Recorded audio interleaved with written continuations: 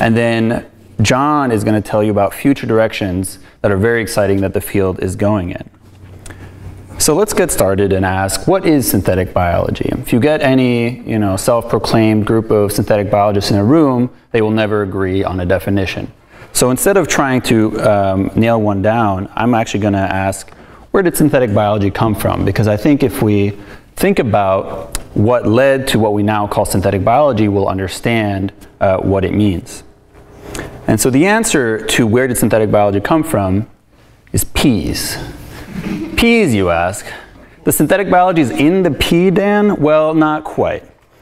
So there was a gentleman named Gregor Mendel who was an Austrian monk, and he loved gardening. But unlike you or I, who might have a vegetable garden, grow some herbs and spices, he was kind of obsessive compulsive about his garden. And he grew peas, and he loved them so much that he wrote down everything that he could about these peas. How tall the plants are, what color their seeds are, what shape the seeds are. So this obsessive compulsive behavior actually led him to notice certain things about the peas.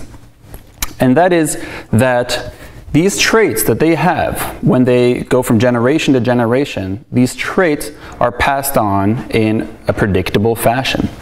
And this observation went contrary to the thinking at the time, which was that if you mate two plants together, their traits, like color, will just blend. So if you have a yellow and a green plant and you cross them, you'll get a yellowish green plant. And Mr. Mendel's observation was that that's not actually the case. So if you have a yellow pea and a green pea, in fact that yellow color is what he called dominant. So if you cross a yellow and a green, you'll actually get yellow. And so in this example, if we had a yellow pea that in its kind of family history also had a green pea, that yellow will dominate. But if we again cross it with a green pea, you can predict the inheritance of these color traits. And we'll get a predictable ratio of yellow to green peas. This laid the foundation for the study of inheritance and really is the birth of the field we today call genetics. So that's great. We now understand that traits are heritable in predictable ways. They're discrete units of inheritance. But how? How are these traits inherited? And for that, one of the major breakthroughs came from a gentleman named Thomas Morgan, who worked at Columbia University. And Thomas was not so much of a plant guy. He was instead a fly guy. He loved flies so much that he generated a room full of flies at Columbia University that later became world famous. And me personally, I don't like flies. You can pay me enough money to be in a room full of thousands of flies, let alone spend my whole PhD in that room. But, different strokes for different folks. Thomas Morgan really liked those flies, and he really got at that question of how are traits inherited. And what he was able to observe is that flies, their traits are stored on particular locations of their chromosomes. So people, we for example have 2 copies of all of our chromosomes, one from our mother, one from our father. And so we have 2 copies of every gene. And he was able to determine that one of those copies, for example the dominant yellow example I was talking about earlier, is passed on, again in a predictable way, and it happens via these chromosomes. So he was able to predict how fly traits were passed on. This was around 1915. Additionally, he went further and looked at the structure of these chromosomes. So here I'm showing you this X-shaped thing, which is what a chromosome looks like when cells are dividing, when the chromosomes are really densely packed. And he went beyond just saying that these traits are on the chromosome, but actually figuring out where on the chromosome they're stored. And today, this concept is known as genes. And by measuring these locations, he was able to more tightly define where these traits are. And today we still measure these distances on chromosomes in units called Morgans, named after Thomas Morgan. So he was able to map out where the purple eye trait is stored on a chromosome, where certain wing shapes, body shapes, and so on are stored. But this left one more big mystery. Chromosomes are made of proteins and DNA. And the thinking at the time was that proteins probably are what are responsible for transmitting these traits. People were more familiar with protein, they had studied proteins extensively, they knew they did things, they had functions, so it made logical sense that they were responsible for transmitting traits. DNA was not a household word like it is today. Then, not too long thereafter, Alfred Hershey and Martha Chase, working at Cold Spring Harbor, did a very elegant experiment using viruses.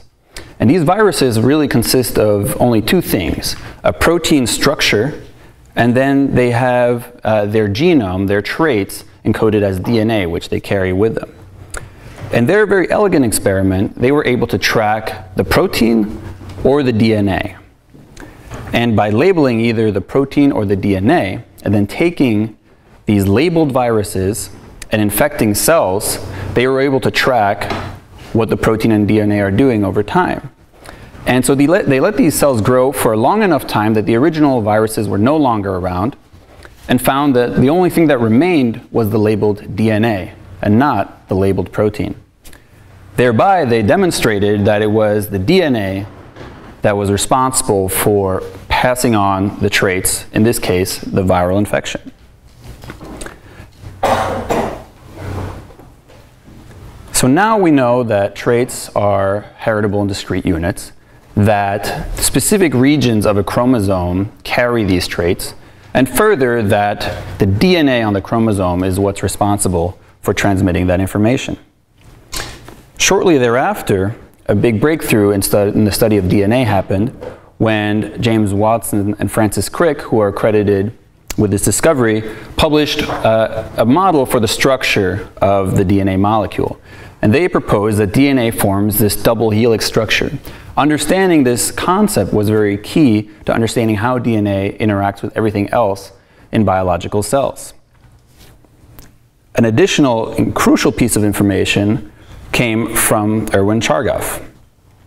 He was a biochemist, and he studied what DNA is made of, which are base pairs, essentially biochemical building blocks. And by studying the DNA from very basic organisms, he found that there are these 4 building blocks, and that they occur in, again, very specific ratios. So adenine occurred in the same ratio as thymine, and guanine occurred in the same ratio as cytosine. And this insight was actually also key for Crick and Watson to understand how the bases paired in their proposed double helical structure.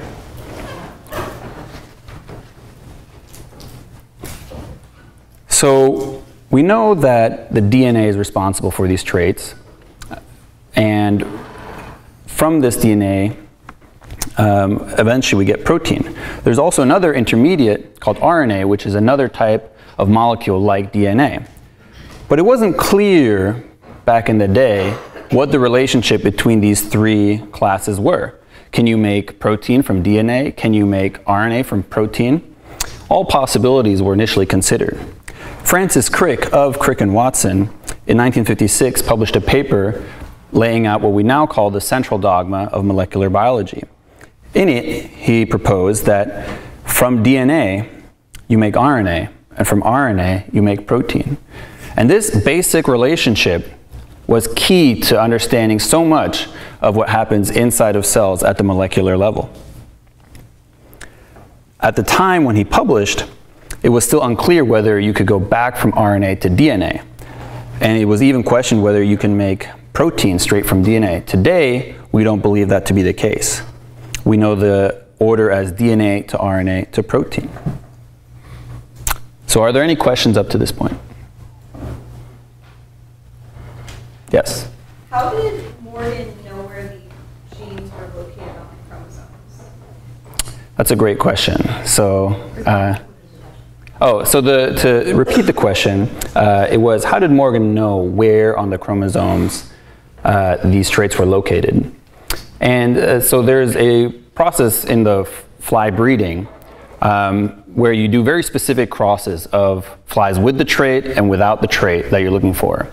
And then by analyzing the chromosomes that result from kind of their offspring, you can actually tell which regions were responsible for those traits. That's the short version. I'll tell you the long version in the break if you'd like. Any more questions? Great. So now we understood that DNA is key for inheriting traits, and we understood something about its structure. So we wanted to move from observing this to actually manipulating this. And this is where the beginnings of synthetic biology could be traced back to. So a class of proteins known as endonucleases, enzymes, that cut DNA in very specific ways were discovered. And using these enzymes, scientists were able to make predictable cuts to DNA, which formed the foundation for then manipulating that DNA. Further, a process called polymerase chain reaction that I won't elaborate on right now was developed to copy DNA. So now we had cut, copy, and also paste. So all your basic word editing functions were there. So with cut, copy, paste, you can already do a lot. And so what did people do with this knowledge? Well, they asked, could we do something useful with it? For example, making insulin. So in the early 20th century, insulin, which is used to treat diabetes, was terribly expensive. You had to isolate it from animal pancreases. There was the desire to make insulin much more cheaply. So if we think again about this central dogma that Crick proposed, well, we want to make insulin protein. And we know proteins are encoded in the DNA. So if we found out what gene was responsible for coding for insulin, maybe we could cut and paste that and use that somehow to make insulin. And that's exactly what people did. They cut out the insulin gene, they pasted it into another piece of DNA, and then, and this is key, they used that cut and pasted insulin gene to put it into bacteria. And the nice thing about bacteria is they grow fast and they can make a lot of protein. So unlike growing up a whole animal and then harvesting a little bit of insulin, you could just grow bacteria in huge vats, isolate the insulin from these large amounts of bacteria, which are just churning out insulin day and night, and now make insulin much more cheaply and make it available to diabetics around the world. This was the first huge success for what we now call synthetic biology. Insulin went from an expensive medical treatment not available to everyone to a commodity. We don't even call it a medication anymore. It's sold as a commodity like paper or timber is. So it has been incredibly successful. And that was just the very first time people tried to apply the synthetic biology mindset to a problem, in this case, making insulin. So I hope I've showed you that synthetic biology, if we put it all together, is really just really advanced botany. We went from studying peas and understanding that their traits were inherited in predictable ways. And then Thomas Morgan showed us that these traits are inherited in specific regions of chromosomes. And then we developed techniques to cut and paste DNA. And for that, we use that to solve a very pressing problem of making insulin. So that's great. But what other problems can we solve by applying these tools? Can we make other medications more cheaply beyond insulin? Could we fight the spread of malaria and other similar infectious diseases? And most importantly, can we make better peas? And my answer is yes, we can. And so in the rest of this talk, you're going to hear about some really exciting work that's addressing all these problems. All of these things are happening right now, today. Thank you, and any questions?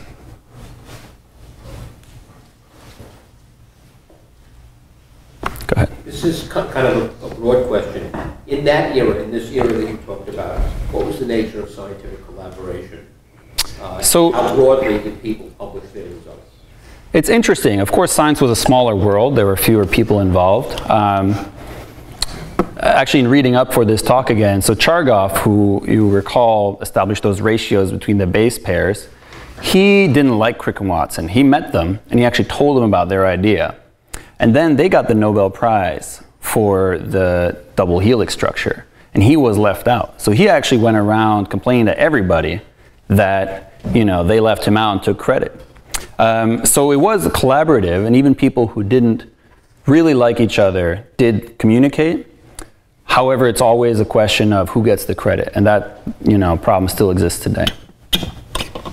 There's one more question, yeah. Okay, so in this first, in the insulin example, at least, you're basically taking a piece of DNA, modifying some DNA and putting that into a bacteria and using the bacteria as a natural manufacturing plant to produce the compound that you're interested in. When you make that modification, do you have any sense of how that affects the life and the reproductive capabilities of the bacteria? Is that something that usually presents a huge problem, or is that easily resolved? So first, let me say that Justin is going to go into way more detail on kind of this process, but it absolutely represents a burden to the bacterium, and this is a challenge that needs to be overcome by science and engineers. Okay, so, oh, sorry. So using bacteria to make insulin is not the only way to make proteins. Before that, recombinant DNA technique was available. There was a synthetic method to make polypeptides, for example, solid phase synthesis. But so there should be a balance between using solid phase synthesis to produce short proteins and using recombinant DNA to make a larger protein.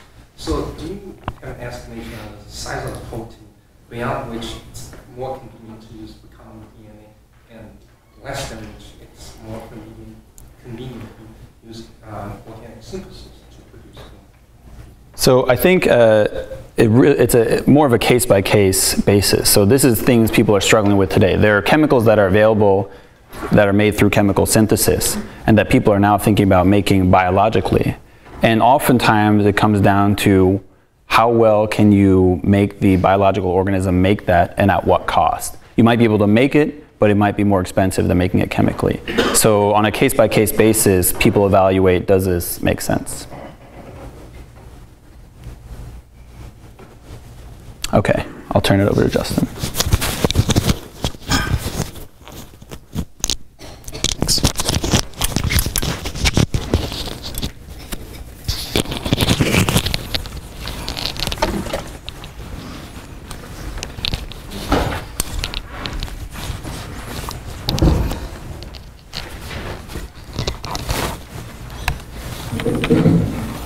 Hi guys, I'm Justin. I'm currently a PhD student finishing my third year in the lab of George Church. And today I'm going to be talking about how we're engineering life to make renewable chemicals to improve our health and the environment. So this part of the talk is actually split into two parts. So first is about a bad bug and an ambitious idea that led to the explosion of the field of metabolic engineering. And this work is actually what inspired me to pursue a PhD in synthetic biology. So hopefully you guys are also a little bit inspired, or at the very least learn something new. So we're going to be covering the main ideas behind metabolic engineering, as well as the challenges we're currently facing in the field. In the second part of the talk, we're going to be going over some new technologies that are being worked on now that will really push the boundaries of metabolic engineering and hopefully make a direct impact in our lives in the near future. And this is going to include some research on developing biosensors that I'm personally working on for my thesis. So to begin with, Plasmodium, commonly known as Malaria, is a genus of single-celled parasites. It's carried by mosquitoes and infects humans and other animals, and it's an extremely infectious and dangerous disease. It causes all kinds of terrible side effects and in many cases death. In 2010, there were over 200 million cases worldwide and an estimated 700,000 deaths, and it's particularly widespread in the developing world. So there are currently many strategies employed to deter the spread of malaria and to treat infected patients, and these include the use of bed nets and sprays and repellents such as DDT. There are some drugs such as chloroquine, and there's also some kind of further out ideas such as gene drives that John's going to go over later in the talk. But the state of the art right now is artemisinin-based combination therapy. So artemisinin is a highly efficacious drug derived from the plant Artemisia annua, or sweet wormwood. And it's kind of interesting because this plant was originally discovered through the use in traditional Chinese medicine, but it's been since proved to be a potent modern medicine as well. So there are a few major problems with artemisinin supply that lead to instability in providing enough treatments worldwide. It's difficult to grow, can only be grown in specific places, and actually takes 2 years to cultivate. So these have led to shortages in the past, which is a really big problem. There's also a limited number of suppliers, which has turned the medicine into a commodity with large price fluctuations and suppliers hoarding material and waiting for prices to increase. So as I said before, it's a very big problem for the developing world.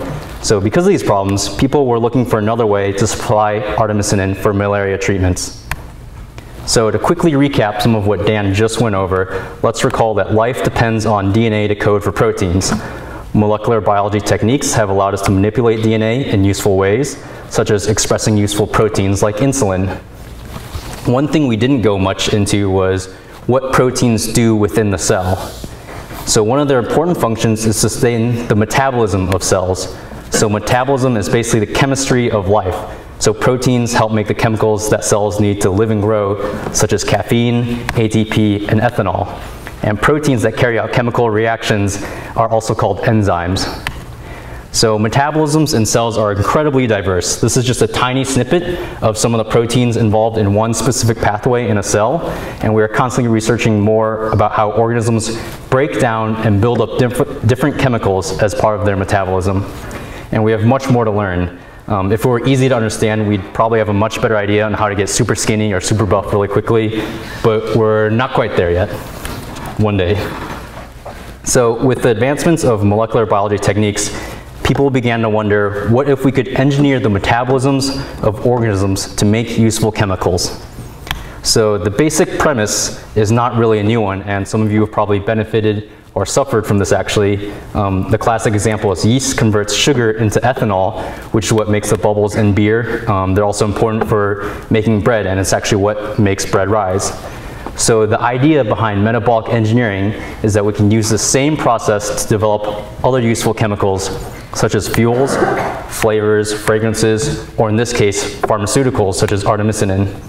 So to do this, genes to make a chemical of interest, like those found in the Artemisia plant, are moved into a simpler, easier to work with organism, like baker's yeast.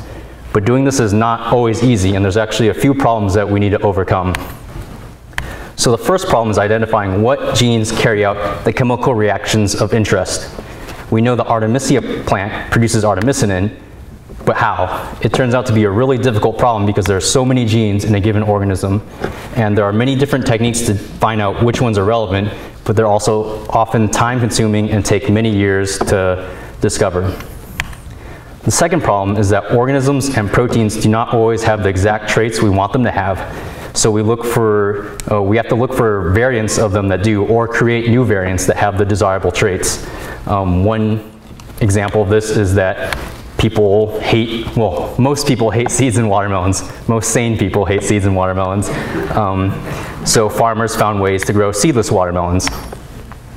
And the reason that this is that enzymes in organisms are not naturally optimized for producing chemicals, sort of. Enzymes are optimized, but they're optimized for growing and sustaining life, as you might recall from such scientists as Darwin or Ian Malcolm from Jurassic Park. So the problem here is that enzymes are not optimized for having maximum activity in a cell. Nature's idea of optimal is not the same as a metabolic engineer's idea of optimal. This makes sense because oftentimes an enzyme might be producing an intermediate that the cell doesn't need large quantities of, or it might even be toxic to the cell. So to produce more of our desired chemical using metabolic engineering, we often need to do optimizations on these enzymes. So we can take this idea and use modern techniques to find useful mutations. There are two common ways of generating these useful mutations. First is to subject cells to something that mutates DNA, such as UV light, radiation, or chemicals such as benzene or sodium azide. You guys might have heard of these referred to as carcinogens because cancer often arises from mutations in the DNA. This is often represented by this little cartoon lightning bolt. A second, more targeted technique is the use of error-prone PCR. So Dan previously mentioned PCR as a method for amplifying DNA by replicating it many times within a test tube. The process goes something like this, where you have DNA, you prime it for replication with another small piece of DNA, and extend the primed DNA with an enzyme called DNA polymerase. So this is done cyclically, where the DNA polymerase extends and replicates the DNA, so you get many copies. So error-prone PCR has the same process, except we use a polymerase that has had its proofreading ability removed. So this leads to errors accumulating as the replication occurs, and this creates genetic diversity. So using these two techniques, we can generate many variants of enzymes and test them for our desired activity, such as enhanced production of a chemical. The third problem is that even after we combine the genes from one organism into another to produce a new chemical, such as artemisinin, we still have a lot of work to do. That's because, as you'll recall, in organisms, metabolism is extremely complicated. We need to balance the fluxes so we don't accumulate high levels of toxic intermediates. We also often have to make sure that there are not enzymes that interact with the new chemicals you're producing in the cell. So you might have to remove off-target interactions. And this is all very difficult and time-consuming and requires upregulating or downregulating the expression of different genes, including those that you added to the organism or that are inherent in the genome of the organism that you're using. And sometimes you have to remove genes completely. So it was facing these challenges that the Synthetic Artemisinin Project, or the ART project, was born in 2001 with the goal of using yeast to produce artemisinin. At the time, the idea of using a simple microorganism to produce something as complicated as artemisinin was an extraordinarily ambitious project. So who was crazy enough to try this? This person turned out to be Jay Kiesling, who was a professor of chemical engineering at UC Berkeley. He also wasn't alone with his ambition, because he had to have another equally crazy person to support him in the project. So luckily for him, there was an extremely generous and wealthy person by the name of Bill Gates, who funded the project in 2004 through his philanthropic foundation. So Jay and his lab were able to successfully identify the key genes in the artemisinin pathway, port them to yeast, which I said before is used commonly to make things such as bread and beer, optimize the enzymes, and then balance the new pathways, the new metabolism, to increase the amount of chemical made. So this yeast strain developed is able to take glucose, a common sugar that you can grow. You can get glucose from different plants and use it to make artemisinin now. So the drug-producing strain has actually been licensed to Sanofi Aventis, and the synthetically derived artemisinin is now being used for treatments around the world today as we speak. So this work was a tremendous amount of effort, but it's pretty amazing that the synthetic artemisinin is being produced through fermentation, this totally novel process, to make a real-world impact with hundreds of millions of treatments currently happening. So quick recap, metabolic engineering is used to make useful chemicals, which is awesome, but it's difficult. You need to identify the useful genes, enzymes need to be optimized, and then metabolisms need to be balanced. Secondly, metabolic engineering was successfully used to change the way the world produces an important anti-malarial drug. And this is just a huge success story for synthetic biology. So I can take a quick break for any questions that you guys have about this.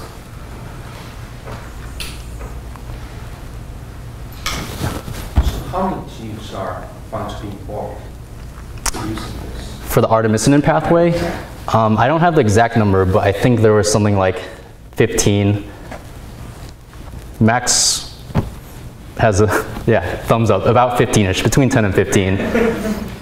Which doesn't sound like a lot, but I mean, that's the final product. They end up having 10 or 15 new ones, but there's a lot of testing that goes on. So you have one enzyme, and it doesn't work quite right, so you find something that's similar, and then you test it for activity. So it's a very iterative process. And this makes it quite affordable on the market? Yes, extremely cheap. And it's also, because it was funded through the Bill and Melinda Gates Foundation, the deal they have with Sanofi Aventis is to keep the prices down. So you said that they're producing like 140 million doses now, but they need 300 to 400 million? Yeah. What has to happen to get to the right number of doses? So I don't know the exact details. Repeat the question. Oh, sorry. The question was, why are we only producing 100 million doses instead of the full 300 million? So I don't know the exact details of the licensing, but I know there was some concern about displacing the farmers that are already growing the artemisinin plants, or the Artemisia plants. So that might be part of why they're limiting it. Part of it could be the amount of fermenters that Sanofi has allocated to artemisinin and other things like that.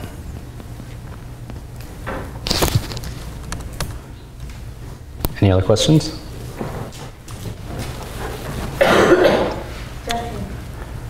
Oh, yeah. After the artemisinin is made by the yeast in those big vats you showed, how do they isolate it and make it usable?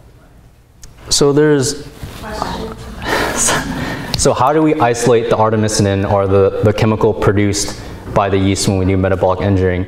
So that's actually a big problem when you're starting a new metabolic engineering process, because if the chemical is trapped in the yeast, then you have to spend a lot of time and energy to break open the yeast and then isolate the chemical of interest. So sometimes there's a lot of engineering that goes into making a new yeast that produces a chemical to actually have pumps that export the drug that you're interested in making. So that's one technique. Others are, a lot of times these chemicals, when you produce them at such a high amount, they just diffuse out because there's so much being produced. There's also things you can do, like add what's called an overlay to the media that the yeast are growing in, and this will kind of soak up the chemical of interest because it's more soluble in the overlay than in the yeast media. By pumps, you mean pumps in the cell wall of the yeast? Yeah, pumps proteins that the yeast express for the purpose of moving chemicals out of the yeast cell.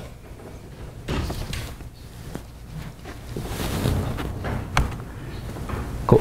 So where are we going now? I very briefly touched on it, and the art project, while extraordinarily worthwhile, was actually a tremendous effort that took the better part of a decade and many millions of dollars to complete. So obviously we can't use the exact same approach for everything, but some very smart and innovative people with a lot of capital are still working on this, both in academic labs as well as in commercial corporations. So these are just a few of the organizations in the field of metabolic engineering now. So there's obviously a lot of optimism that metabolic engineering is a viable approach that can be improved drastically. So going back to the three main problems, genes, enzymes, and pathways, there are a few key emerging technologies that are going to help face these challenges. So these include DNA synthesis, so we can more easily engineer larger pieces of DNA, as well as create more variants more rapidly, will allow us to test genes and optimize enzymes. DNA sequencing is also being used to gather information about organisms, which will yield information about genes and pathways. So this picture shows a line. This line is the rate at which computing power has been increasing. So you can imagine how much faster computers and phones have gotten in the past 10 years. But this line is the rate at which DNA sequencing is increasing. So you can definitely imagine that there's going to be a lot of new possibilities in the near future that are being opened up by the rate of increase of DNA sequencing. Bioinformatics and other modeling developments will also allow us to better predict what genes have useful activities, and will also allow us to better optimize and balance pathways. New technologies to quantify metabolites will also address all three problems. And lastly, there's a lot of excitement about biosensors, which is what I personally work on for my thesis. And I think this will be a great tool for optimizing enzymes and pathways. So in the Church lab, we decided to make a progesterone biosensor. Progesterone is an intermediate to hydrocortisone, also known as cortisol, and is in itself an important clinical steroid. And both are actually on the World Health Organization's list of essential medicines. Both have been produced in yeast at very low levels, with progesterone being a limiting intermediate. So we decided to try to use biosensors to optimize conversion of pregnenolone to progesterone by the enzyme 3-beta-HSD. So going back to artificial selection and directed evolution, we wanted to have a way to look for a desired trait more rapidly. This is pretty difficult to do because there's not always an obvious way to link our desired trait, such as chemical production, to something that's very easily measured, like cellular growth. However, if we could link a chemical signal to gene expression, we could potentially force a cell to become dependent on a chemical of interest. One idea that we're working on to try this in the church lab is to use conditionally destabilized proteins. The idea behind this is you can take a protein that naturally binds the chemical and find a mutant of it that requires the chemical to be stable. So the mutant, when expressed in the cell, is misfolded. Cells have protein quality control machinery which detect this misfolding and degrade that protein. However, when the chemical of interest is present, the protein associates with it, and this binding provides enough energy to stabilize the fold so the protein is no longer degraded by the cell. So this conditional stability and degradation behavior is able to be conferred to any fusions, so we can actually link the biosensor to any other gene that we want. This means we can use a protein like GFP, which fluoresces, and link it to the biosensor and have those fluorescence levels report on the amount of chemical present in the cell. So theoretically, this technique can be applied to many different kinds of chemicals. So to develop a conditionally destabilized protein biosensor, we start with a protein that binds our chemical of interest. We then mutagize it using error-prone PCR as previously described, and then fuse it to GFP. We then use a technique called flow cytometry activated cell sorting, or FACS. So FACS works by rapidly flowing cells one at a time past the laser in a very narrow stream of liquid. The laser is used to measure each cell's fluorescence, and the stream can be instantaneously adjusted to sort or capture individual cells based on their fluorescence. So this is an extremely powerful technique that can measure millions of cells in a few hours, and we can use it to identify proteins that have our desired biosensor behavior. So once we have our biosensor protein, instead of just fusing it to GFP to measure fluorescence, we can actually link it to other proteins that activate gene expression. So here the idea is the same. Without the target chemical, the entire protein is degraded due to the previously discovered mutations. Addition of the target chemical is able to stabilize the protein, allowing our entire protein biosensor construct to activate expression of a gene such as His3, which is an enzyme that the yeast needs to grow. So to use our biosensor to optimize activity of the 3-beta-HSD enzyme, we make the cells dependent on increased activity of 3-beta-HSD, so increased progesterone production. So we do this by mutagizing the 3-beta-HSD enzyme in a yeast that is unable to make an essential metabolite called histidine, which is a type of amino acid. So our biosensor is then linked to the activation of the His3 protein, which allows the cells to make histidine and rescues growth. So here we feed the cells with pregnenolone, and mutants of 3-beta-HSD that are not active enough will not activate cell growth. However, cells with an enhanced version of 3-beta-HSD are able to make enough progesterone to activate the biosensor and then make enough histidine to grow. So this allowed us to isolate improved enzyme variants from a very large pool very rapidly. So we use this method to find mutants of 3-beta-HSD and measure their activity using standard methods. So this graph shows the amount of progesterone produced when cells were fed pregnenolone, and this is the original wild-type protein. And enhanced versions were found through directed evolution, and they showed significantly enhanced activity. So this was all done actually in just a matter of a couple of weeks. And the biosensors, we think they're an extremely powerful tool for metabolic engineering and enzyme or pathway optimization. So just a quick recap, new technologies are very rapidly advancing our ability to produce new molecules in a novel, renewable way. And I think actually in the next 5 or 10 years, the way we think about making materials will begin to change quite a bit as we can produce more and more things biologically. So instead of just harvesting them from hard to grow plants or animals or petrochemicals, we can use more simple organisms to produce them more rapidly. There are also a lot of different biosensor ideas and other technologies that are coming to fruition, and all these are making synthetic biology a really exciting space right now. So if you have any questions before the break. Steph. I'm kind of confused. So do the biosensors help you create the progesterone, or do they just help you select things that already are creating more progesterone? Yeah, the question was, how do we actually use the biosensors? So before I showed, we made a big library, or a large number of variants of the 3-beta-HSD enzyme through error-prone PCR. So some of those are going to be much worse, and some of them are going to be much better. And using traditional methods, we have to look at each variant one at a time. With the biosensor, we put them all together, put them on the media, and everything that is worse dies, because our biosensor is not activated, and everything that is better produces enough progesterone to activate our biosensor to activate histidine growth, our expression and growth. So it allows you to easily screen them and pick out the correct mutants that you want. Yeah, exactly. Out of the yeast, if it's not, how do you isolate and purify by its precursors? What are you asking? Or what is secreted? What are you asking? Yeah, is it secreted? Are you asking, is progesterone secreted? Right. So in this case, our biosensor, or the question is the progesterone secreted, or how is this all happening in the cell or out of the cell? The progesterone is being produced in the cell by the 3-beta-HSD enzyme, and the biosensor is also being produced in the cell because it's integrated into the yeast genome and expressed. So when those two come together in the yeast cell, then it tells the yeast to activate expression of an enzyme such as His3, which allows the cells to grow. And how do you purify the cell from other similar compounds? How do we purify the progesterone is the question? Yes. So in this case, when I measured the final progesterone activity, I just took the whole media that the cell was in, and then I lysed the cells. So this is what I was talking about before, where sometimes you have to do energy to get all the chemical out. So in this case, we lysed the cells and then measured everything that came out. Can you explain what lysing means? We disrupted, we broke the cells, and then everything spilled out, and then that's how we isolated it. Like physically broke the cells.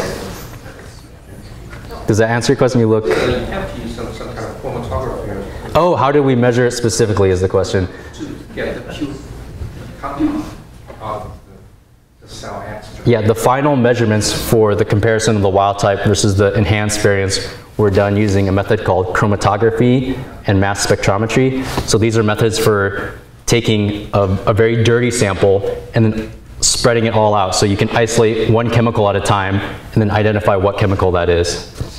So I can explain that later in the break if you want, but that's the method we used. In this process, do you go back and find out which mutants actually produce the chemical that you wanted? Yeah, the question is, do we go back and look at what specific mutations help produce the chemical of interest? And yeah, absolutely. So when we do the selection, when we do the live versus dead growth, we get individual colonies that are, we call it isoclonal. So they came from one individual cell and they replicate many times, so then you can see it very easily by eye, and you can take a bit of that and then send it for DNA sequencing and find out what allowed that specific version to grow better. We have a question from the live stream.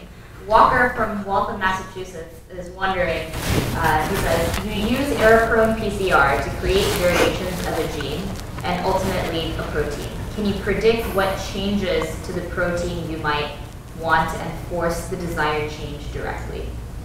Yeah, so the question is, instead of using error-prone PCR, which is what we call a non-rational way of generating diversity, because it's pretty much random, can we use more rational or more predictive methods for doing this? So yeah, absolutely. In some cases, it's very hard to know what changes are going to enhance your desired activity, so that's why we actually use error-prone PCR. But the cool thing about this technique is you can use either one to generate the diversity and then select for the enhanced version using the growth selection. And then you can map it back after you sequence the variations and try to look in hindsight to see what made that better and then do that in an iterative process. Yeah. Okay, since you brought up Ian Malcolm, I'm going to ask, how dangerous is this process in the handling and et cetera? I mean, you're creating random mutations. Is that something that needs to be taken into account?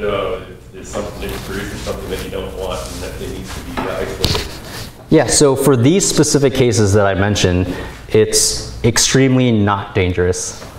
And I'm not just saying that. So through error-prone PCR, most mutations are actually going to break enzymes, and that's why you need something like our biosensor or other techniques to look for the enhanced activity. There are some changes that could be potentially dangerous. John's actually going to get into some things that you would want to potentially release in the wild to affect the ecosystem. And there you need some more thought into what changes you're making, and he'll get into that. Max. Are any of the compounds that you make too big to get into the nucleus and interact with your biosensor? So the question is, are any of the compounds we make too big for our biosensor to detect and or activate gene expression in the nucleus? No? Because the biosensor is in the nucleus, but the metabolism is outside of there. So the biosensor is actually originally, when it's being expressed, it's in the cytoplasm and then can be targeted to the nucleus if it is stabilized, if that makes sense. Yeah. So there is a nuclear targeting sequence, but it's being made and then probably misfolded when the chemical is not present in the cytoplasm.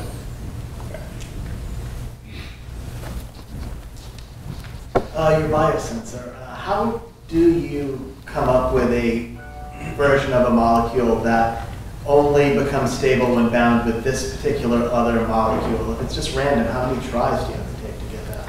So the question is, how do we find our biosensor trait where it's dependent on the small molecule to be stable? So I had a slide on that where I very briefly went into it. We do error-prone PCR because we can't predict what mutations will create that trait. So we have to look for it by fusing it to GFP.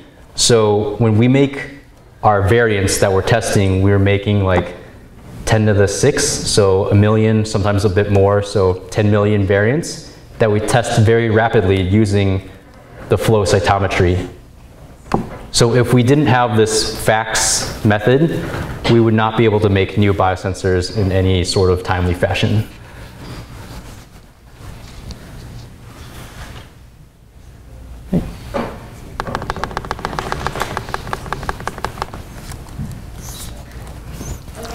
Oh, one more question? One last question for you. What is the most difficult thing that you do in the lab every day? We have a lot of students here. What is the most difficult thing I do in the lab every day? No jokes. Well, I mean, it's very hard to think. Okay, well, I'll say the joke anyways. The food here is really bad. Like, don't come here for the food. I would say the most difficult thing is trying to spend the time to think very deeply about problems. Because in the day-to-day lab, there's a lot of busy work you have to do. There's a lot of like, oh, you got to meet with your professor or other people in the lab. You got to go to class and other things. But I think the point of grad school is to learn how to think very critically about a problem and address problems that will make an impact in the lives of scientists or other people. So it's hard to really take the time and step back and focus on that. All right, so I think we're going to take a 10-minute intermission, and then we'll come back and hear from John. Let's thank Dan and Justin.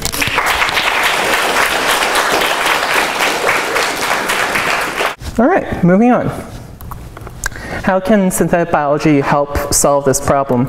More specifically, how do we bring synthetic biology from these vats in the laboratory into the beautiful, pristine nature and try to preserve it?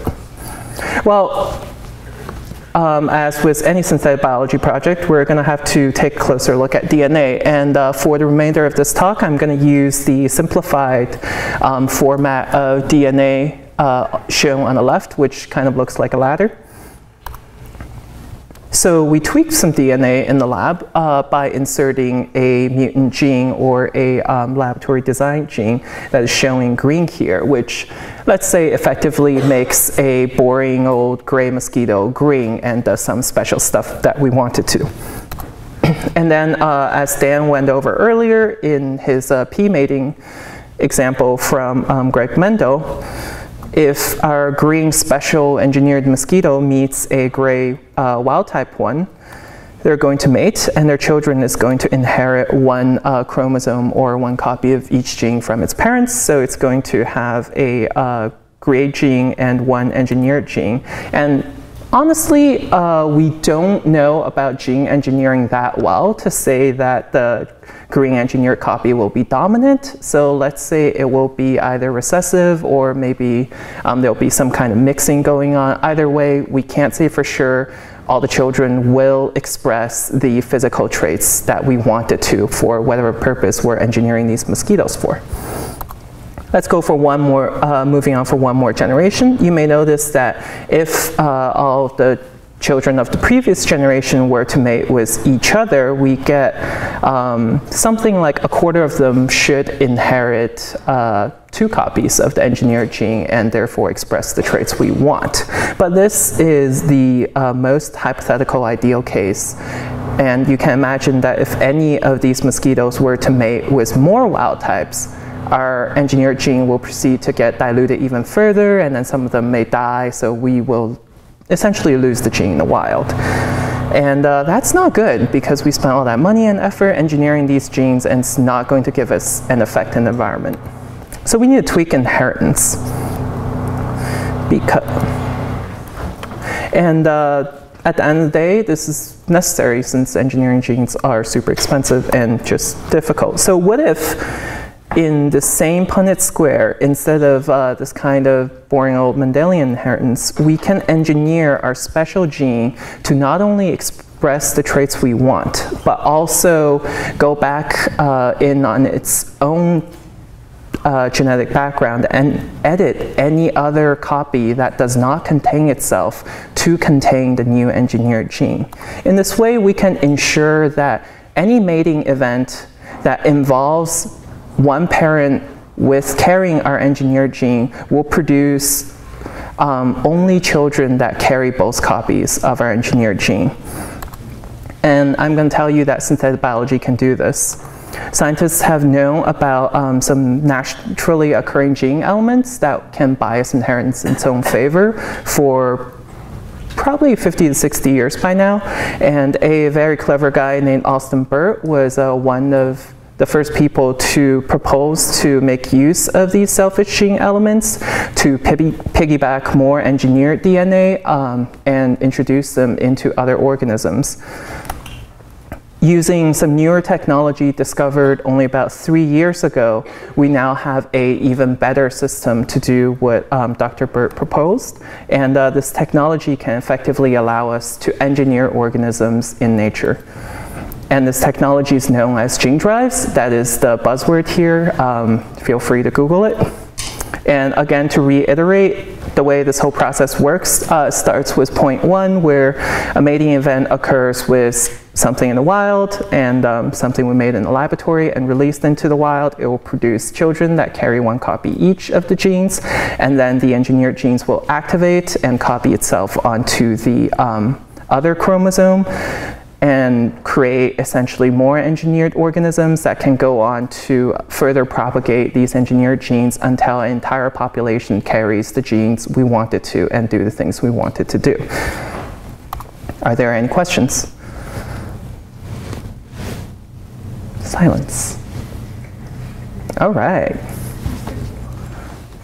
Well, moving on then. Why bother doing this? Also, just, you know, again, isn't editing nature a little bit dangerous?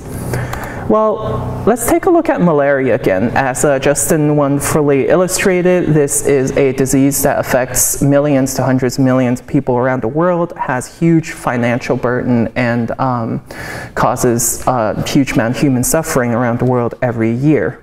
And the key to the malaria parasite passing from people to people is actually its host organism, the mosquito, since people cannot transmit malaria to other people directly. So if we can stop mosquitoes from being this intermediate host organism for the parasite malaria by, say, editing out some genes or just tweaking them a little bit to prevent malaria from being able to reproduce inside the mosquito, then we can effectively eradicate malaria completely. And this is in fact a real project that's currently under active investigation here at the Harvard Medical School and the Harvard School of Public Health. Here's another case, one of my personal favorites involving rabbits.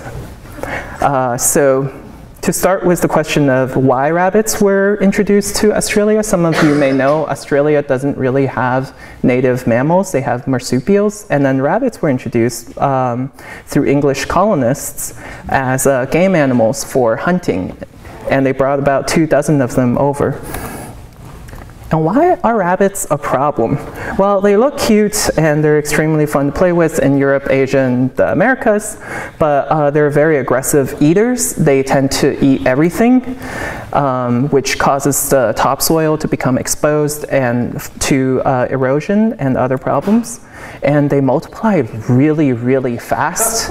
To just give you a basic idea of how fast one single pair of rabbits can produce over 1,000 progeny in just 1 year, and they can live up to 7 years. So extrapolate that yourself, and each pair of rabbits can theoretically give rise to 40 million or so baby rabbits. This was a real study done by the government of New Zealand to try to understand just the scale of their rabbit problem. And therefore, rabbits are actually considered the #1 cause of environmental degradation and driver of species extinction in Australia and New Zealand. Well, what have we done about this? We built a giant fence that would make Donald Trump proud. This thing spans the length of over 2,000 miles across the continent of Oceania, the western portion of the continent of Oceania, and it didn't work.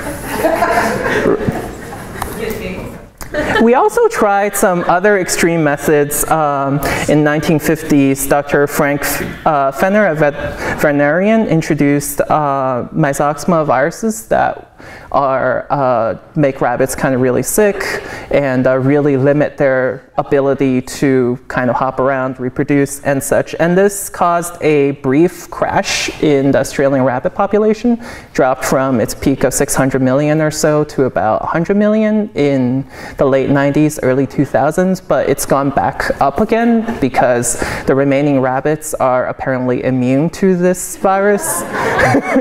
And yeah, as Ian Malcolm says, life finds a way. So, and this is why I am here talking about this rather radical synthetic biology solution to try to solve the problem of the rabbit expansion in Oceania as well as malaria. Now, of course, many of you may have some concerns about this. Well, what about the long-term effects? And experiments are in progress to find out about the long-term effects of these things. And of course, this will have to be accelerated. And this is actually going to be my thesis project, to use model organisms within proper laboratory containment to figure out what are the long-term effects of using these engineered gene elements 50, 100 generations after initial introduction. So just so we know before we actually do anything. And some of you may be concerned about experiments getting out. You can say, well, fine, you know, these tested, well-designed genes are okay, but what if something in the lab accidentally escapes? Well, we try our best to prevent that by both engineering our genes such that the ones we're experimenting on cannot actually pass these genetic elements onto wild animals if they do escape. We use a lot of barrier containment, and that's exactly what it sounds like, doors and cages. And we use environmental containment, which means most of the organisms we work on, we try to work on them in laboratories situated in locations where these organisms are not native to and the environment is hostile for their survival.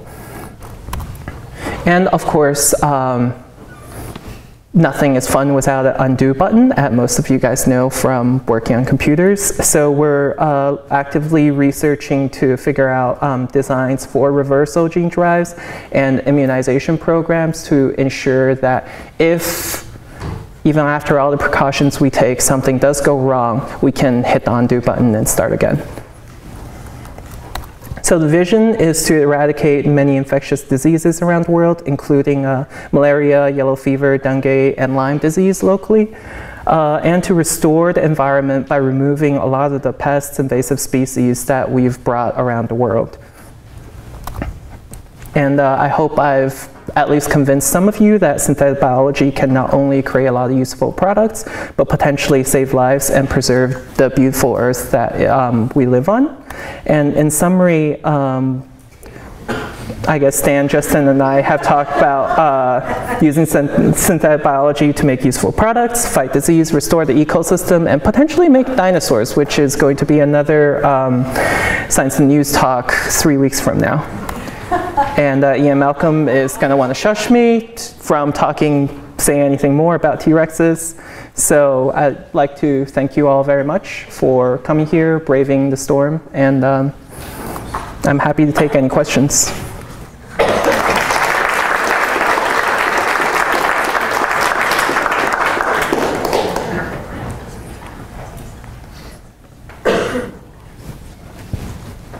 Sorry, go ahead. The example you're talking about, the malaria, I know it's evolved to be this cycle where it has to be in the mosquito before it can pass on to us, at least now. If you do something that breaks that cycle, what's to prevent it from evolving to be a more direct mammal contact? Again, nature always finds a way. Yes, and we hope that in the kind of down period where there's very little malaria that is immune to our design happening, we can hopefully identify these new organisms that are immune to our design and design new gene drives to re-engineer other organisms or things until we can hopefully eliminate the disease. And again, sorry, go ahead. So I was just thinking, again, with the mosquitoes, if you eliminate the malaria carrying ability, are you looking for any evidence that that capability performs some other function? In the mosquitoes? Carrying malaria in the mosquitoes, if it performs some other biological function, either for the mosquito itself or in its environment, other creatures, etc. So to reiterate the question is basically, in the proposed malaria eradication project using gene drives, are we trying to use gene drives to confer new functions onto the mosquitoes? No, I'm asking is, by eliminating the malaria carrying ability of the mosquitoes, does that ability, is that the way it is now, is that performing any other functions? Are you looking to whether it's performing other functions that if you have to stop this, you're going to disrupt something else? You break a gene that is needed by the malaria to infect the mosquito. Will breaking that gene break something else in the mosquito? Was that gene doing something else useful? So I'm not the biggest expert on Anopheles mosquitoes, but as far as literature I've read and the scientists that are actively pursuing this tells me, to our knowledge, the gene is not doing anything significant to the mosquito life cycle. So they can hopefully continue their role as a, I guess, food species for many frogs, birds, and other things. Assuming that, say for the rabbits, the goal is to try and kill the rabbits, right? That are in Australia. So if your gene is intended to kill the rabbits, how are you going to get those rabbits to be naturally selected for in the population? So the question is, I propose that we do something about rabbits in Oceania, presumably design a gene to kill the rabbits. And actually, no. I'd like to just figure out a way to slow down their reproductive rate. It is currently insane, 1 pair, 1,000 rabbits per year. If we can reduce that even by a half or reduce it down to a quarter of that rate, then the rabbit population will be much more manageable by methods we currently have. Can you explain how the wild type genes are manipulated with the mutant genes so that after 2 generations they all become a mutant? You have that on one of the slides, but you didn't explain that. Some sort of RNA editing thing. Excellent question. So the question was, I guess, kind of glossed over and skipped the gene editing process that introduces our engineered gene into wild type genes. And this uses the new CRISPR-based genome editing process. I really don't want to get into the details. Feel free to talk to me afterwards. And as Stefan Vinny introduced earlier, there's going to be a podcast talk specifically about CRISPR technology. So I'll let those guys explain that. There's a question. Oh, yeah. Like you were saying that you wanted to make it so that it would kill or stop the reproduction of it, so the gene won't be successful in the environment. Don't you have to optimize the organism so it'll spread rapidly in the environment? Like you want to make it like weakened so that if a very specific thing you can easily kill it. So you want to optimize it so it'll spread, but then also there's a specific thing that will kill it in like a large amount because the gene is spread across the entire species. So the question was, the things I'm proposing seem to involve limiting reproductive rate or trying to kill an organism, and isn't that kind of counterintuitive to natural selection and how genes spread naturally, and how are we proposing to actually spread these genes around? And I like to say that most of the systems we are currently designing do not actually involve things that would be really detrimental to the organism's survival. And this is one of the things I'm actively testing in model organisms within the laboratory. So ideally, these organisms would still be competitive enough. Now, this means it doesn't have to be as competitive to the natural wild type, maybe 70–80% competitiveness, and now be enough to allow it to have a few mating events, pass the gene on, and as I explained, once the gene has been passed on, it's very good at spreading itself to other copies.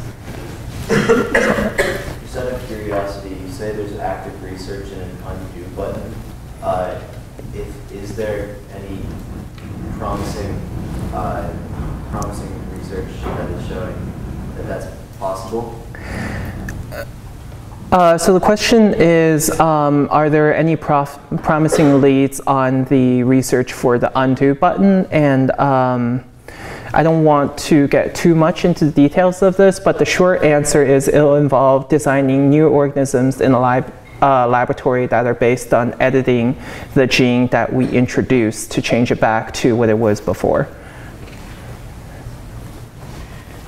And theoretically, by doing that, these organisms should be more evolutionarily competitive than the engineered processes we introduce. And that, combined with the gene drive factor, should allow us to change things back to what it was in a somewhat time-effective manner. Any other questions? All right. Thank you very much.